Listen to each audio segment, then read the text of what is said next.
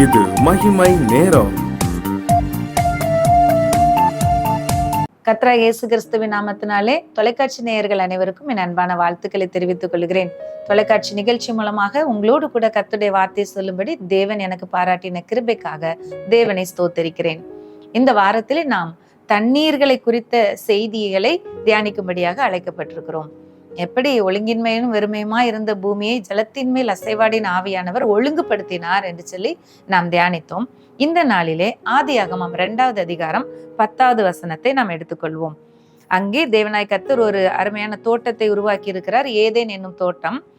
10வது வசனம் சொல்லுகிறது, தோட்டத்துக்கு தண்ணீர் பாயும்படி ஏதேனிலிருந்து ஒரு நதி ஓடி அங்கே இருந்து பிரிந்து 4 பெரிய ஆறுகள் ஆயிற்று. ஒரு நதி இருக்கு, அது பிரிஞ்சு 4 பெரிய ஆறுகளா ஓடுது. முதலாம் ஆற்றுக்கு பைசோன், 2வது ஆற்றுக்கு கீஹோன், 3ஆம் ஆற்றுக்கு இதக்கல் மற்றும் 4வது ஆற்றுக்கு ஐபிராத் என்னும் பெயர் வழங்கப்பட்டிருக்கிறது. இந்த நதிகளை பற்றி, இந்த நதியின் தண்ணீர்களை பற்றி நம்ம பார்க்கலாம். இந்த 4 நதிகள், ஏதேன் தோட்டத்திற்கு தண்ணீர் பாய்கிற இந்த நதியிலிருந்து பிரிந்த இந்த 4 ஆறுகள் மிகப்பெரிய ஆறுகள், இவை குறிக்கிற விஷயங்களை ஏற்கனவே நாம் அறிந்திருக்கிறோம்.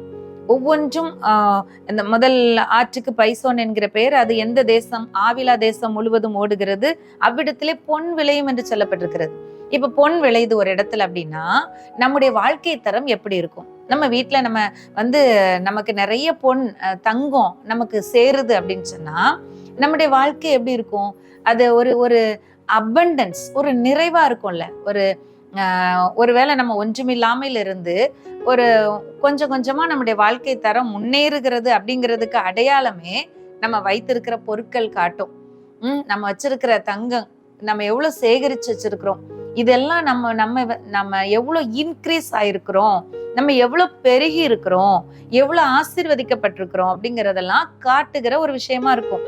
அப்ப ஒரு இடத்துல பொன் விளையுதுன்னா அங்க அவருடைய ஆசீர்வாதம் எவ்வளவு அளவுக்கு அதிகமா இருக்குது அப்படிங்கிறத இந்த வசனம் நமக்கு காட்டுகிறது. அப்ப பொன் விளைகிற இடம் அப்படின்னு சொல்லும் போது நம்முடைய வாழ்க்கையில இருக்கிற ஒரு இன்க்ரீஸ், அபண்டன்ஸ், செழிப்பு, நிறைவு அப்படின்னு சொல்லி நம்ம எடுத்துக்கலாம். அப்ப இந்த வசனத்திலிருந்து இப்படிப்பட்ட ஆசீர்வாதத்துக்குரிய ஏதேன் தோட்டம் தான் தேவன் நமக்காக சிருஷ்டித்த இயற்கையாக உருவாக்கின அமைப்பு. இப்படிப்பட்ட ஒரு ஆசீர்வாதம் நமக்கு சொந்தமானது. ஆதியாகமம் முதல் 2 அதிகாரத்துல எப்படி தேவன் இயற்கையா முதல்ல ஆரம்பத்துல எப்படி உலகம் பூமியை உருவாக்கினார், அதை குறித்ததான அந்த விழுகைக்கு முன்பதாக உள்ள இந்த 2 அதிகாரம் சரியான நம்மை குறித்த படத்தை காட்டுகிறது. நம்ம வாழ வேண்டிய வாழ்க்கை தரம் என்ன, நம் தேவனோடு கொண்டு இருக்க வேண்டிய உறவு என்ன, தேவன் நம்மை உருவாக்கினதை குறித்த நோக்கம் என்ன, இதெல்லாம் முதல் 2 அதிகாரம். இந்த 3வது அதிகாரத்துல விழுகை வந்த பிறந்தான் அதுக்கப்புறம் ஃபுல்லா முழு பைபிளும் நமக்கு எப்படி இயேசுவை நமக்கு வெளிப்படுத்துவது, எப்படி இயேசுவோடு நம்மை கூட்டி சேர்ப்பது அப்படிங்கிற அடிப்படையிலேயே அப்படியே சென்று அது அப்படியே இயேசு வெளிப்பட்டதுக்கு அப்புறம் அவரை பற்றின அந்த மீட்பின் ரகசியம் எல்லாம் வெளிப்படுத்தப்பட்டு இப்போ ஆவியானவர் நமக்குள்ள இருக்கிறதுனால தொடர்ந்து ஒன்னொன்னும் இயேசுவை நோக்கி நம்மை நடத்துகிறதாக வேதாகமம் முழுவதும் வடிவமைக்கப்பட்டிருக்கிறது. முதல் 2 அதிகாரத்துக்குள்ள அருமையா தேவன் நம்மை உருவாக்கின அந்த ஒரிஜினல் திட்டம், அதான் கரெக்ட், அந்த ஒரிஜினல் பிளான்னு சொல்லுவோம்ல, அது அடங்கி இருக்கிறது. இதுதான் முதல் நதியில பொன் விளையிறத பற்றி நம்ம பார்க்கிறது. அடுத்து சொல்லப்பட்டிருக்கிறது கீஹோன். அந்த கீஹோனை பத்தி என்ன சொல்லப்பட்டிருக்கிறது? எத்தியோப்பியா தேசம் முழுவதையும் சுற்றி ஓடும். அது அப்படி சுற்றி ஓடும் அப்படிங்கிறது அப்படி பரவி பாய்கிறதா நம்ம எடுத்துக்கொள்ளலாம். அப்ப பரவுதல், வேர் நிலத்துக்கு அடியில் அப்படி பரவும் பாத்தீங்களா? அப்ப அந்த நிற்கிற அந்த மரமானது எந்த அளவுக்கு வேர் ஸ்ப்ரெட் ஆகுதோ, பரவுதோ, அந்த அளவு ஸ்ட்ரென்தன் ஆகும். அப்ப அந்த மரம் நிக்கிறதுக்கு வேண்டிய ஸ்ட்ரென்த், அந்த பெலன், இந்த வேர் எவ்வளவு பரவுதோ, எவ்வளவு ஏரியாவுக்கு பரவுதோ அந்த இதுல அடங்கி இருக்கும். பாத்தீங்களா? சில நேரம் மரங்களை வெட்டும் போது நம்ம சொல்லுவோம், வேறு இவ்வளோ இடத்துக்கு பரவி இருக்கு, அதனாலதான் அந்த மரம் இவ்வளோ ஸ்ட்ராங்கா இருக்கு அப்படின்னு சொல்லி நம்ம சொல்லுவோம். அப்ப பரவுதல் அப்படிங்கிறத அந்த வார்த்தை மீன் பண்ணுகிறது. அப்ப நம்முடைய வாழ்க்கையிலும் நம்முடைய ஆசீர்வாதங்கள் எல்லா பக்கமும் பரவுகிறதா, அநேகருக்கு பயனுள்ளதா, நம்ம தேவனுடைய மகிமைக்கு நம்ம வந்து ஸ்ட்ராங்கா வலுவான சாட்சிகளா நம்மை நிற்கத்தக்கதாக இருக்க வேண்டும். அதுதான் இந்த 2வது ஆற்றில இருந்து நம்ம பார்க்க முடியும். அடுத்தது இதக்கல். இந்த இதக்கலை பற்றி சொல்ல போனா, இதக்கல் அப்படிங்கிறதோட வேதாகம அர்த்தத்தை எடுத்து பார்க்கும்போது சொல்லப்படுகிறது தீவிரம், ஸ்பீடா, ஆர்வமா, வேகமா அப்படின்னு சொல்லப்பட்டிருக்கிறது. அப்ப ஆர்வமா, வேகமா, ஸ்பீடா ஒரு விஷயம் நடக்கிறது தான் இந்த இதக்கல் அப்படிங்கிறது மீன் பண்ணுது.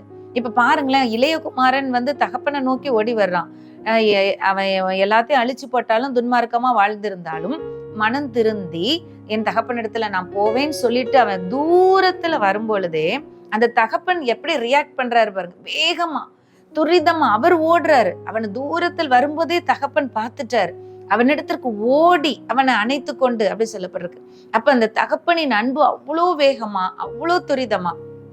ஒரு இடத்துல காலேப் தன்னுடைய மகளுக்கு ஆசீர்வாதங்களை கொடுப்பார். அப்ப அவங்க மக கேட்பாங்க, அப்பா எனக்கு வந்து செழிப்பான வயல்வெளியும் தாங்களேன் அப்படின்னு சொல்லிட்டு கேட்ட உடனே தீவிரமா உடனே அப்படின்னு சொல்லி அந்த இடத்துல வசனம் எழுதப்பட்டிருக்கு. உடனே காலேப் வந்து தன் மகள் கேட்டதை அவங்களுக்கு கொடுத்தாங்க அப்படின்ட்டு. அப்ப இந்த இதக்கேல் அப்படிங்கிறது தேவன் நமக்கு ஒரு ஆசீர்வாதத்தை தர்றதுக்கு அவ்வளவு தீவிரமா இருக்கிறாராம். அவரை நேசிக்கிற பிள்ளைகளுக்கு, அவரை நோக்கி பாக்குறவங்களுக்கு, அவர்கிட்ட கேட்கிறவங்களுக்கு அவ்வளவு தீவிரமா, நீ கேட்கும் முன்னே பதில் கொடுப்பார் என்று சொல்லி எல்லாம் வசனம் எழுதப்பட்டிருக்கிறது.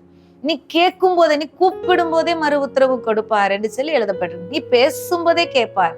அவ்வளோ தீவிரமா, அவ்வளோ வேகமா ஆண்டவர் நமக்கு பதில் கொடுக்கிற தேவனாய், நம்முடைய சத்தத்துக்கு செவி கொடுக்கிற தேவனாய் இருக்கிறார். அடுத்தது ஐப்ராத்து. இந்த ஐப்ராத்து 4வது ஆற்றுக்கு ஐப்ராத் என்று பெயர். இந்த ஆற்றின் தன்மையை குறித்து பார்க்கும் பொழுது கனி கொடுக்கிற அனுபவம். தேவன் நம்மை ஆசீர்வதிக்கிறார், நம்மை தமக்கென்று தெரிந்தெடுத்திருக்கிறார், நம்மை ஒரு நோக்கத்தோடு இந்த உலகத்துல வைத்திருக்கிறார். நாம் கனி கொடுத்து அந்த அந்த நிறைவை நம்ம வந்து அவரை மகிமைப்படுத்துகிற, அவரை சந்தோஷப்படுத்துகிற அந்த அனுபவம் நமக்கு இருக்கணும் அப்படிங்கிறத இந்த ஆற்றின் அனுபவம் நமக்கு காட்டி தருகிறது. ஆகவே நாம் முதலாவது தேவன் நம்ம எவ்வளவு இன்க்ரீஸ் பண்றார், எவ்வளவு செழிக்க செய்கிறார்னு பாக்குறோம். 2வது நம்முடைய ஆசீர்வாதங்களை அவர் பரவ செய்கிறார். 3வது அவர் தீவிரித்து நமக்கு உதவி செய்கிறார்.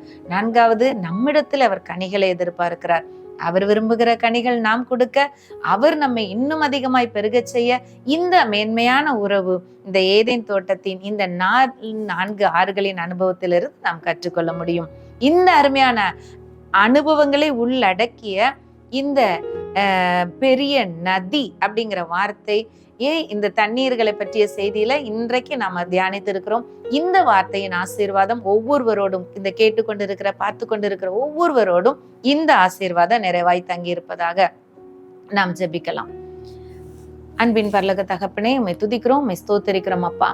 இந்த நேரத்துல ஆண்டவரே, நீர் எங்களுக்காக உருவாக்கின ஏதேன் தோட்டத்துல இருந்த அந்த நதியானது 4 பிரிவுகளாக எப்பேற்பட்ட ஆசீர்வாதங்களை உள்ளடக்கியதுன்னு சொல்லி நாங்க தியானிக்க எங்களுக்கு உதவி செஞ்சீங்க அப்பா. நீங்க எங்களுக்கு எவ்வளவு செழிப்பா கட்டளையிடுகிறீங்க, பொன் விளைய செய்றீங்கப்பா, அதை பரவ செய்றீங்க ஆண்டவரே அப்பா. தீவிரமா எங்களுக்கு உதவி செய்றீங்க. இதெல்லாம் நீங்க செய்யும் பொழுது நாங்கள் உமக்காக கனி கொடுக்க வேண்டியது எத்தனை அவசியமா இருக்கிறதப்பா.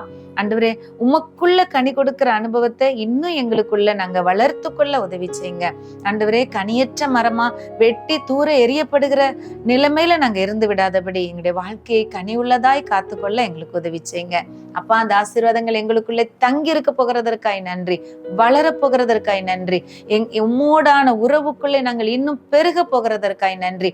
தேவரீர் எங்களுக்குள்ளே தீவிரமாய் செயல்படுகிறதற்காய் நன்றி அப்பா. உமக்கு ஸ்தோத்திரம், உடைய கரத்துல தருகிறோம். இயேசுவின் நாமத்தில் பிதாவே, ஆமேன்.